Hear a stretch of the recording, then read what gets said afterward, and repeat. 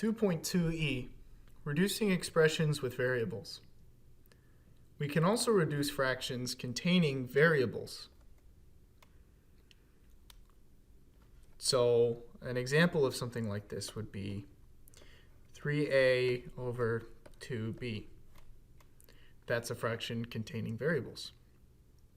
To do this, we expand all exponents on variables in the numerator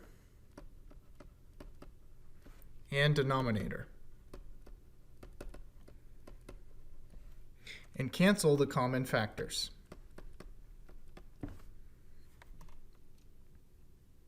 So let's jump right into examples. So example 1, reduce 4x squared y to the third divided by 2x y to the second. So the first thing we're going to do is rewrite the problem. 4x squared y to the third over 2xy squared. And now all we do is expand all of the exponents. What I mean by this is x squared is really x times x. So why don't we write this as 4x times x, and y to the third is actually y times y times y. So we expanded the exponents on the numerator. That's what I meant by that. Now let's do it to the denominator. Well, 2x is just still 2x, but y squared is y times y.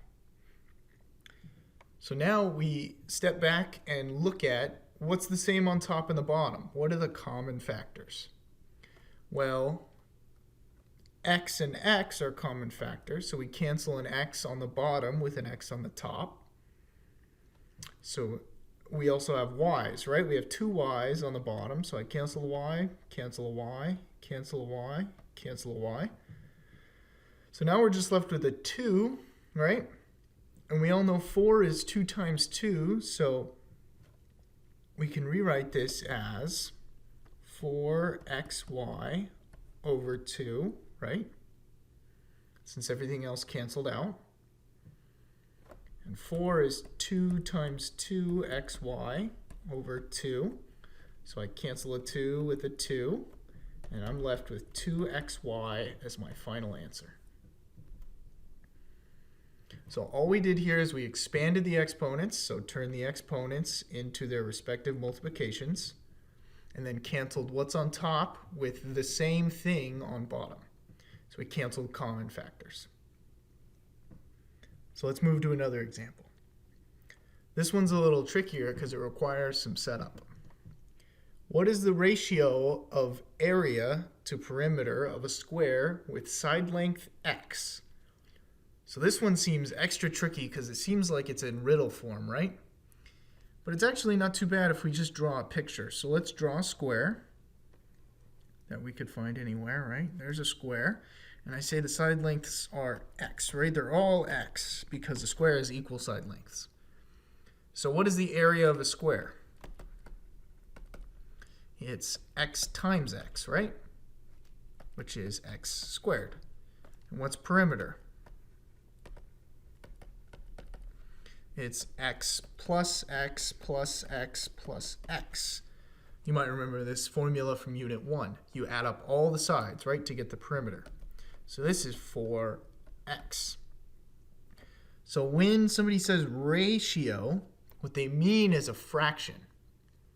So the ratio of area to perimeter. So area is on top of the fraction, because we said it first, and perimeter is on bottom. So here's the ratio. But this isn't simplified, right? We could write this as x times x over 4x. And then what we have to do is cancel common factors, right? So we have to cancel an x with this x. And what we're left with is x over 4. So the ratio of area to perimeter of a square with side length x is x over 4. So there's a benefit to doing things algebraically, because now I know the ratio of perimeter to area of a square for any side length, right? Well, how do I know this? Say my square had side length of 2 inches, right? Then I could just plug in a 2 for the x and know the ratio was 1/2. This is the benefit of algebra, is that it's more general and your solution can be applied to many different kinds of problems, different sizes and different shapes.